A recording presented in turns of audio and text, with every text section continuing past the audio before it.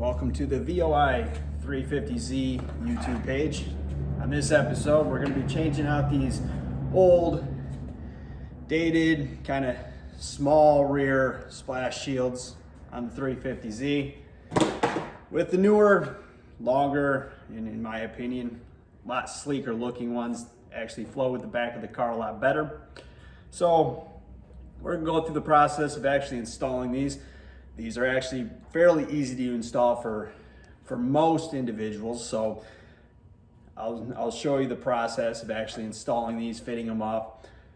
The only thing that for a novice or a beginner that's going to be difficult for them would actually be the paint process of getting these painted to color match, or overall go with the flow of the car when it comes to paint. That's why you'll see a lot of people that they'll install these onto their car and they're just driving around. It looks like this, just a black ABS plastic, which is what this is. It'll just be on the car like this because they don't have that experience to paint the car, and I respect that they don't try to do it because it is a difficult process for a new beginner.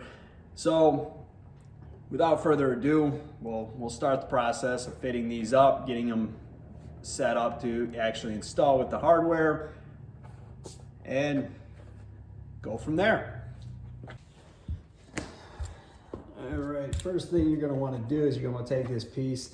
As you can see, I've already taken off that rear splash shield that was originally stock with the car. Definitely want to take that off so it allows you to fit this on a little better.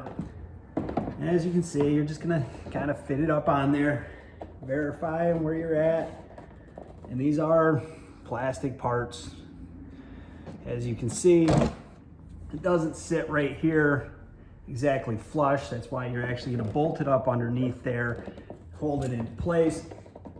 But right here inside the wheel well, it actually looks fairly good.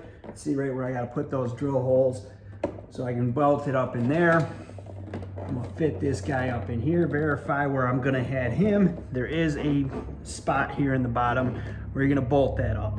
So you're gonna put that, and then you got this area right through here on this back side. You're gonna actually scuff that up, clean off the wax and grease remover, and when you actually bolt this up onto the place, after you paint it, after you get it into place, whatnot, you're gonna actually put a little bit of 3M tape right there on this back here, right up in here. And put a little right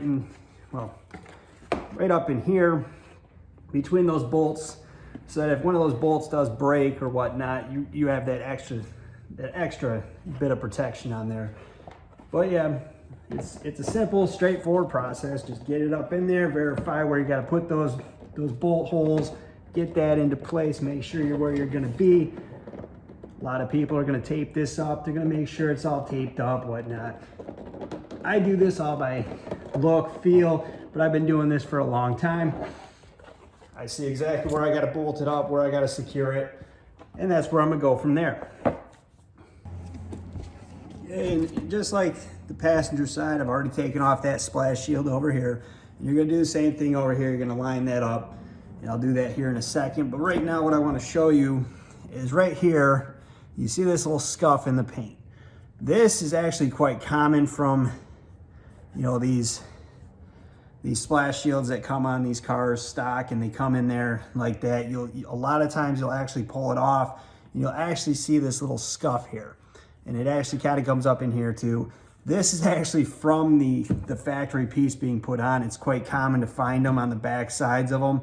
When I pulled them off of 98 Escort ZX2 that they had them on the front, I actually found this same issue in the front fenders, just from them being put on there.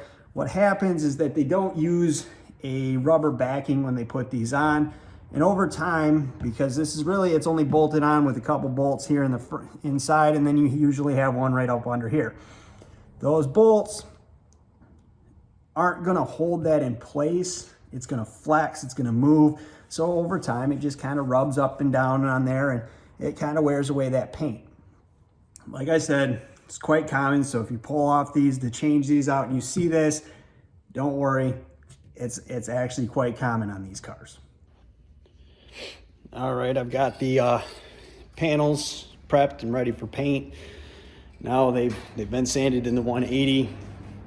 I didn't record that part, kind of a boring process. But before you actually put primer or any paint on a plastic component, because like I said earlier, it will not adhere to it very well. It'll stick for a minute, but it will eventually start separating. What you have to use is a version of plastic adhesive promotion. This is just a Duplicolor can that I got at the auto store. You're gonna put 2 to 3 coats of this on the panel. I've already got one down on it right now. What this does is actually creates a bonding factor with that plastic in your primer, which I gotta put this down prior to that primer, or the primer will eventually just peel up from that, along with all the paint and the clear coat I put on it.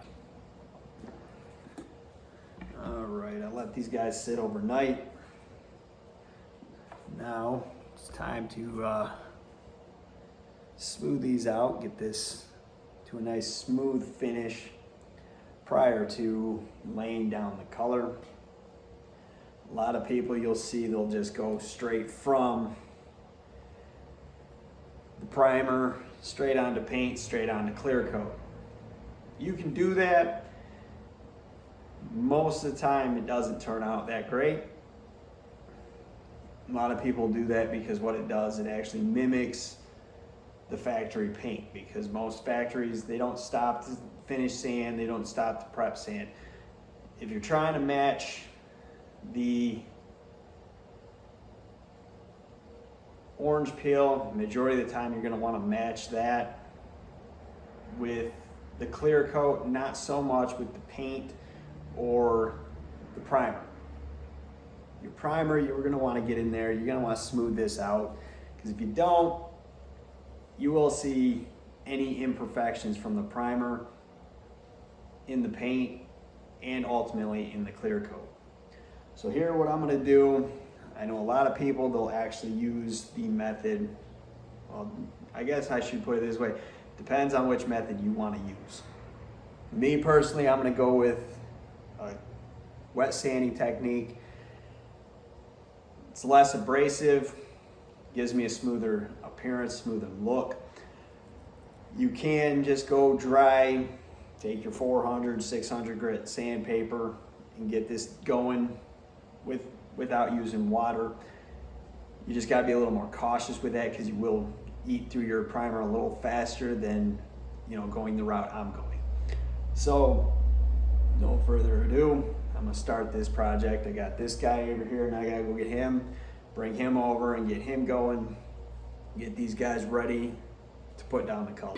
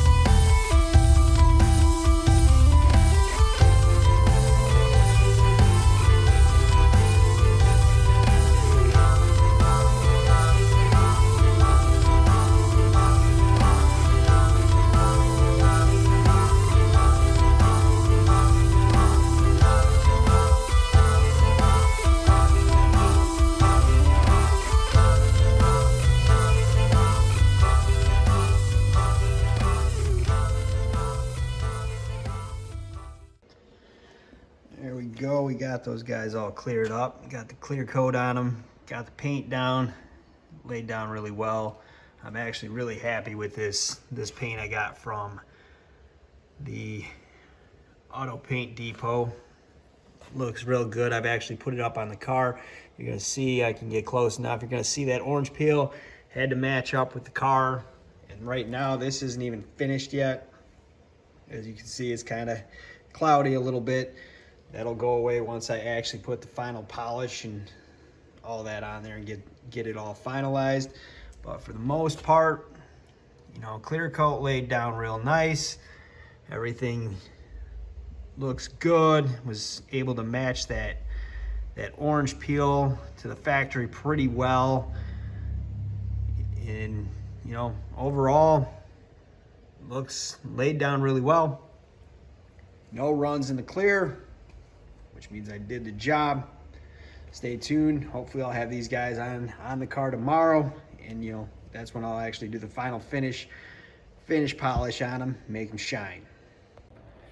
All right, well, apparently my camera died during the paint process on the rear mud flaps for the 350, and I guess something happened with the camera that it was actually filming the actual reinstall and corrupted the file.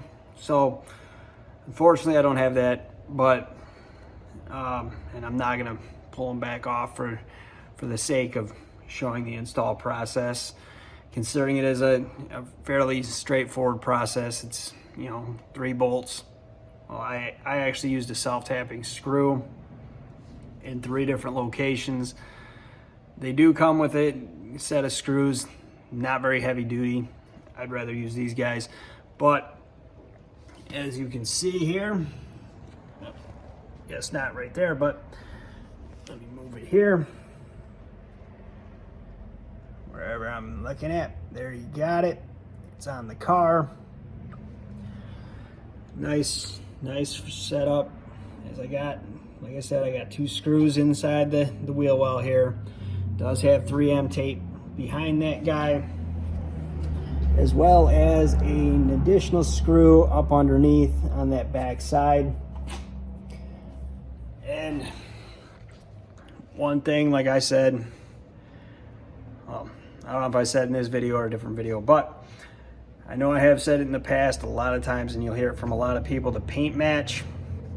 Paint sometimes is gonna match, sometimes it's not. As for this, it seems to match fairly well for a small piece. I don't know how well it would match on a bigger piece, but if I were to go to a bigger piece, I'd probably actually end up just repainting the entire car. So that's where I'm at with that. For a small piece, 90% of the time that paint's gonna do the job for you. You're not really gonna notice any difference in paint or anything like that. For a small repair, you'll be able to blend that in pretty well. If you're looking at painting a large bumper or a door panel, I would definitely, you know, either take it to a shop and have them do it, or, you know, you can actually contact your dealership, and a lot of times they can actually just have you bring in the car and they can actually match that paint that way as well. So just be aware of that. If you're going to do this job at home, you may run into that paint match where it doesn't quite match up once you put it in the sun. Might look great in the garage or wherever, but then once the sun hits it, you can see it clear as day. So just like I said, just be aware of that. But they are on the car, and you know, for the most part, most of the projects I've got on the 350 for right now are pretty close to completion, with the exception of an air intake and a new plenum, plus I got the new teen coilovers I got to throw in on here as well. So until the next episode, till next time, peace.